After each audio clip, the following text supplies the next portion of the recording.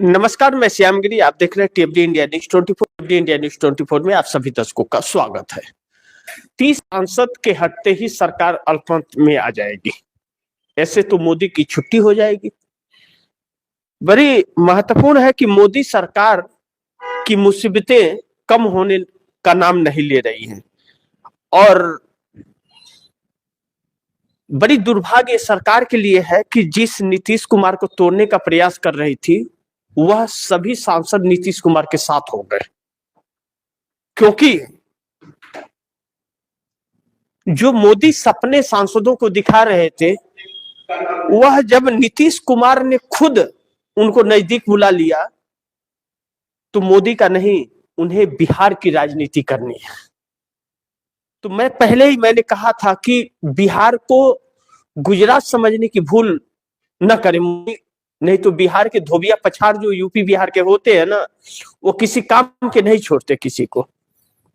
और अंत में वही हुआ कि नीतीश कुमार के सांसद नीतीश कुमार पे साथ चले गए और जो स्लीपर सेल थे ना जेडीयू के अंदर, जो भारतीय जनता पार्टी से और संघ के हैं और आए हुए थे, संजय झा वो घर के रहे न घाट के, नीतीश कुमार ने साइड कर दिया। लेकिन इन 12 के साथ 18 का तारका लग जाए चंद्रबाबू नायडू का, तब तो सरकार एक झटके में अल्पमत में आ जाएगी। अब मोदी सरकार महाराष्ट्र के भरोसे आन पड़ी है, क्योंकि इंडिया गठबंधन से जब तक सांसद आएंगे नहीं तो मोदी सरकार के लिए मुसीबतें बढ़ती रहेंगी। तो ऐसे में अब नीतीश टूटते टूटते बच गए और चंद्रबाबू नायडू टूटने को तैयार नहीं, तो सरकार अल्पमत में ना आ जाए, इसके लिए अब एकनाथ शिंदे को छोड़िए, अब कहा जा रहा है कि उद्धव ठाकरे और शरद पवार पर डोरे डालना इस सरकार ने, भारतीय जनता पार्टी ने शुरू कर दिए है। और इसमें अडानी को बड़ी मुख्य रूप से लगाया गया है। लेकिन अब कितना सफल होते हैं यह वक्त बताएगा। लेकिन मैंने जैसा कहा कि 30 सांसद के हटते ही मोदी सरकार अल्पमत में आ जाएगी। अगर नीतीश के लोग नीतीश के साथ चले गए, जैसा मैंने सुबह के कार्यक्रम में भी आप दर्शकों को बताया था कि लल्लन सिंह को बड़ी जिम्मेदारी जेडीयू में मिलने जा रही है। शायद नीतीश कुमार अपने बेटे को राजनीति में न लाए, क्योंकि अभी भी वह बेटे को लेकर के तैयार नहीं है कि बेटे को राजनीति में लेकर के आए। वह लल्लन सिंह को होना हो की जिम्मेदारी देने की तैयारी कर रहे हैं, क्योंकि लल्लन सिंह को बहुत नजदीक ला रहे हैं। फिर एक बार पार्टी का कार्यभार लल्लन सिंह के हाथ में जा सकता है। तो बिहार की राजनीति और नीतीश कुमार की सहमति से अगर लल्लन सिंह को मिले तो लल्लन सिंह का बिहार में फिर एक जलवा हो सकता है। लेकिन नीतीश कुमार को छोड़ करके और लल्लन सिंह नरेंद्र मोदी के साथ चले जाए तो लल्लन सिंह की राजनीति वहीं खत्म हो जाएगी। नीतीश के नाम के बगैर वह चुनाव जीत नहीं सकते, यह बात लल्लन सिंह भी जानते हैं और कई कार्यक्रमों में मैंने आप दर्शकों को यह बात बताई भी है। अब ऐसे में संजय झा को किसी भी बैठक में आने न देना, कार्यकारी अध्यक्ष है भाई, कार्यकारी अध्यक्ष को न आने देना यह छोटी बात नहीं हो सकती कि बगैर कार्यकारी अध्यक्ष के फैसले कौन ले रहा है। तो ऐसे में नीतीश कुमार ने खेल पलट दिया है। बिहार की कैबिनेट बदलने की भी बात आ रही है। वह कैबिनेट किसके साथ बदला जाएगा? क्या भारतीय जनता पार्टी के साथ फेरबदल होगा या विपक्ष का परिवर्तन होगा कैबिनेट में और भारतीय जनता पार्टी विपक्ष में चली जाएगी? वह वक्त बताएगा। आप दर्शकों को सुबह मैंने बताया था। लेकिन इन सांसदों में जो नरेंद्र मोदी के साथ थे वह तो अब नहीं है नरेंद्र मोदी के साथ। अब आप यह कह सकते हैं कि नीतीश कुमार के साथ 12 के 12 सांसद नीतीश कुमार के साथ है, संजय झा को छोड़ के।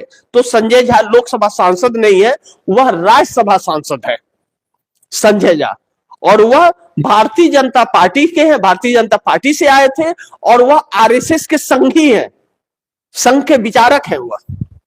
तो ऐसे में स्लीपर सेल का जो काम हो रहा था वह तो नीतीश कुमार ने दरकिनार कर दिया। सबको खुश खुश में सब अलग अलग हो गए। यानी कि यह बहुत बड़ी जीत नीतीश कुमार के लिए है। यानी कि सह और मात के खेल में नीतीश कुमार ने अपनी मजबूती बना ली, यानी कि नरेंद्र मोदी के मोहताज नहीं रह गए। जब सांसदों को नहीं एकजुट रख पाए, दबा करके नहीं रख पाए मोदी, तो विधायकों को क्या खाक तोड़ेंगे नीतीश कुमार के? अब यह संभव नहीं है। यानी कि 12 सांसद अब मोदी के मुट्ठी में नहीं, नीतीश के मुट्ठी में है।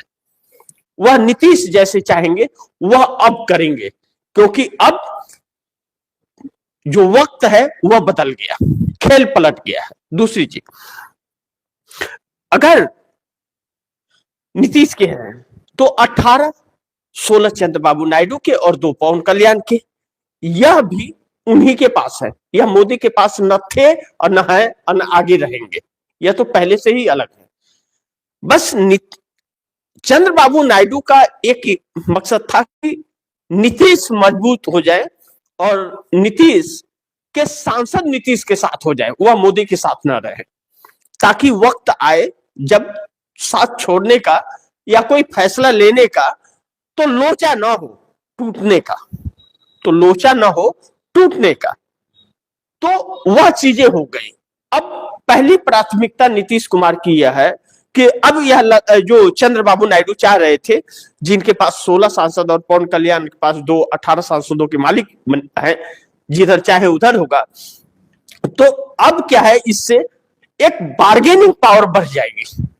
अब यह दोनों मिलकर के खेल खेलेंगे मोदी के साथ, चंद्रबाबू नायडू और नीतीश कुमार। वह जिस तरह से चंद्रबाबू नायडू ने यह कहा है कि हमें 1,50,000 करोड़ केंद्र सरकार से चाहिए, डेडलाइन फिक्स किया 2 फरवरी। लेकिन नीतीश कुमार डेडलाइन देंगे क्या, या वह खरवास के बाद तुरंत खेल करना शुरू करेंगे? अब कहा जा रहा है कि खरवास भी देखने की जरूरत नहीं है, खरवास उरवास नहीं देखेंगे। कभी भी नीतीश कुमार कैबिनेट विस्तार कर सकते हैं, और कैबिनेट विस्तार ही इस सरकार के लिए बहुत दिक्कतें पैदा करने वाली है। ऐसे में 18 और 12 30 सांसद हटते ही, 30 सांसद सत्ता से हटते ही, सरकार से हटते ही, मोदी सरकार तो अल्पमत में आ जाएगी। मोदी सरकार बहुमत में है क्या, यह इस पर बहुत बड़ा शक है, क्योंकि वोटिंग नहीं हो रहा है। आप दर्शक देखिए, जो पार्लियामेंट चल रहा था तो सभी सांसदों को वहां रहने के लिए व्हिप जारी किया गया था कि कोई भी सांसद इधर उधर नहीं रहेगा, पार्लियामेंट में सबको मौजूद रहना है। लेकिन वोटिंग नहीं कराई गई, पार्लियामेंट छोड़ करके भाग दिया गया, अनिश्चित काल के लिए स्थगित कर दिया गया। क्यों किया गया? क्यों किया गया जबकि बाकी था, वक्त बाकी था। 19 को ही क्यों कर दिया गया स्थगित?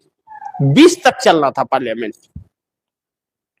किसी ने इस पर विचार किया? क्योंकि इस सरकार के पास बहुमत है नहीं।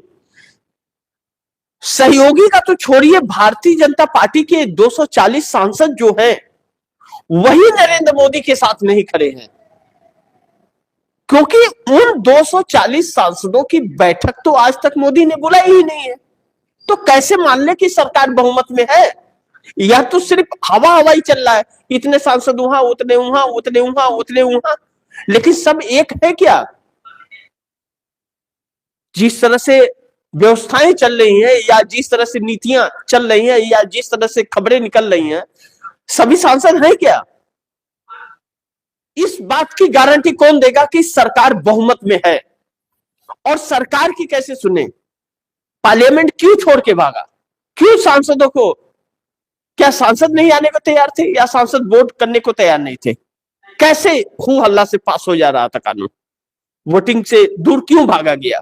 क्योंकि यह सरकार बहुमत कहीं ना कहीं खो बैठी है। और अभी तक प्रेशराइज और प्रेशर जो था वह नीतीश कुमार को लेकर के ज्यादा अड़चने थी कि नीतीश कुमार के सांसद मोदी के साथ हैं, और थे कई सांसद थे, 12 के 12 नीतीश कुमार के साथ नहीं थे। लेकिन सब नीतीश कुमार के साथ नहीं थे ऐसा नहीं है। जब नीतीश कुमार की पार्टी जेडीयू को तोड़ने की कोशिश की जा रही है और इस्तीफे की साजिश नीतीश कुमार की जा रही है। यह जेडीयू के सांसद ने जब बयान दिया तब यह समझ में आ गया कि नीतीश कुमार के साथ नीतीश कुमार के सांसद हैं। तब यह समझ आ गया कि ललन सिंह भी अब कहीं ना कहीं कटे से नजर आ रहे हैं। ललन सिंह ने जेडीयू की ही पॉलिटिक्स की है, अभी तक किसी और दल से नहीं आए हुए हैं।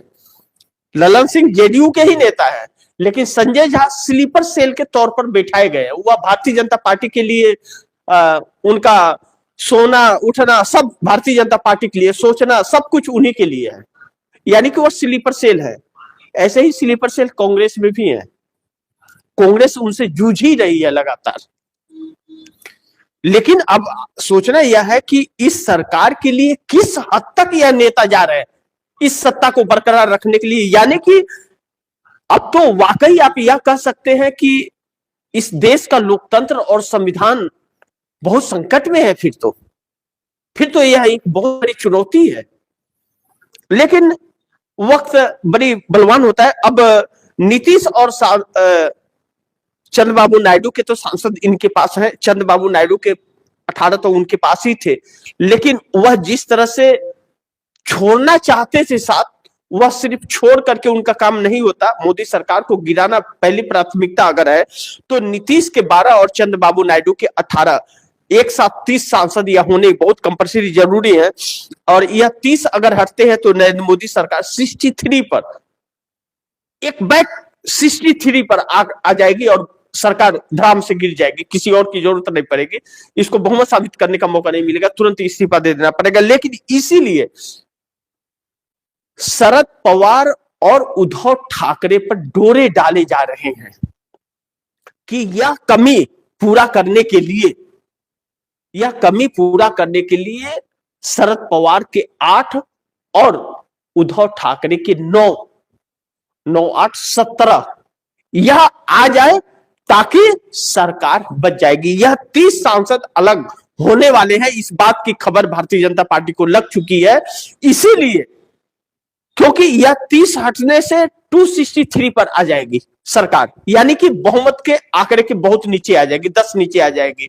इसलिए अगर उद्धव ठाकरे और शरद पवार को ला लिया जाता है सरकार में भारतीय जनता पार्टी की तरफ, तो 9 और 8 17 हो जाएंगे। 8 शरद पवार के हैं और 9 उद्धव ठाकरे के, या 17 आ जाएंगे।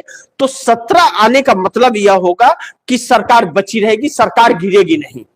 और फिर एकनाथ शिंदे भी इधर उधर नहीं जा पाएंगे, क्योंकि उद्धव ठाकरे इधर रहेंगे, शरद पवार इधर रहेंगे, अजीत पवार भी नहीं जा पाएंगे। तो फिर यह 17 इसमें जुड़ जाएंगे, फिर सरकार नहीं गिर पाएगी। फिर महाराष्ट्र से तो कोई जाने वाला होगा नहीं, और बाकी इंडिया गठबंधन के ही लोग हैं जो समर्थन दे ही नहीं सकते। फिर सरकार 5 साल के लिए स्थिर हो जाएगी। इस प्लान में भारतीय जनता पार्टी है। अब दारोमदार आकर के खड़ा हो जाता है कि मैं बार बार कहता था आप दर्शकों को कि नीतीश नायडू तो पहले भी कई बार तैयार हो रहे थे, समीकरण बना रहे थे, लेकिन वह तब हटेंगे जब इंडिया गठबंधन एक रहेगा। तो कहां है इंडिया गठबंधन एक? जब एक रास्ता बनता है तो इंडिया गठबंधन दूसरे रास्ते निकल पड़ रहा है। अब महाराष्ट्र से उद्धव ठाकरे और शरद पवार पर जो बातें आ रही हैं, तो शरद पवार और अजीत पवार को तो अडानी के साथ एक मंच पे देखा गया, तो क्यों नहीं यह कहे कि वह भारतीय जनता पार्टी के नजदीक जा रहे हैं? क्यों? इंडिया गठबंधन तो अडानी के खिलाफ लड़ाई लड़ रहा है, मोदी के खिलाफ, और अडानी उद्धव ठाकरे और शरद पवार को एक करके भारतीय जनता पार्टी की तरफ शामिल करने के लिए रणनीति चल रहे हैं। पैसे भी खर्च कर रहे होंगे, वहां वह चेहरा दिखाने के लिए थोड़ी बुला लिए होंगे, कुछ ना कुछ फेंके भी होंगे टुकड़े। तो यह नेता टुकड़े पे ही तो पल रहे हैं, बिकाऊ माल यही तो होते हैं। और अलग अलग वक्त पर जब इंडिया गठबंधन मजबूत होता है, शरद पवार क्यों बयान देते हैं? वह नहीं चाहते कि मोदी सत्ता चली जाए। तो देखिए, इधर 30 सांसद एकजुट होते हुए नजर आ रहे हैं, तो वह उधर शिफ्ट करते हुए नजर आ रहे हैं। ऐसे में मोदी सरकार का क्या बिगाड़ेंगे ये लोग, यह तो वक्त बताएगा। लेकिन देश देख रहा है, इसीलिए तो यह राजनीतिक दल अपने अपने क्षेत्रों में अपने अपने सीटों को लेकर के और लोगों को बेवकूफ बना करके ऐसी असंवैधानिक सरकार को बढ़ावा दे रहे हैं, तो फिर ऐसी सरकार से कैसे छुटकारा मिलेगा, निजात मिलेगा? तब तो एक आंदोलन ही उसका रास्ता, विकल्प बचता है लोगों के पास।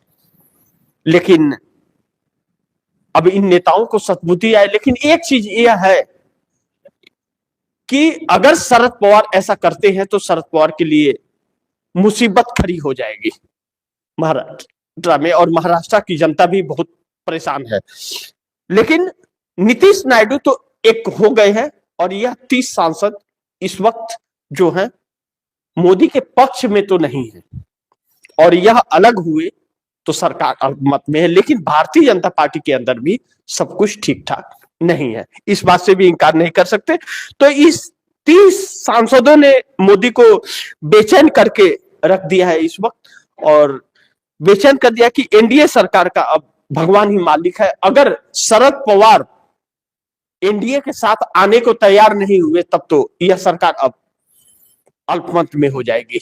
चंद दिनों के अंदर आप दर्शकों को यह देखने को मिल सकता है। बाकी इसी के साथ इजाजत चाहूंगा, अगली खबर के साथ फिर हाजिर होऊंगा। लेकिन आप दर्शकों की क्या राय है, क्या सुझाव है, कमेंट बॉक्स में जरूर दीजिएगा, और इस खबर को ज्यादा से ज्यादा शेयर कीजिए, अपने दोस्तों को भी कहिए आगे शेयर करें। आपने अगर चैनल को सब्सक्राइब नहीं किया, सब्सक्राइब कर लीजिए, अपने दोस्तों को भी कहिएगा चैनल को सब्सक्राइब करें।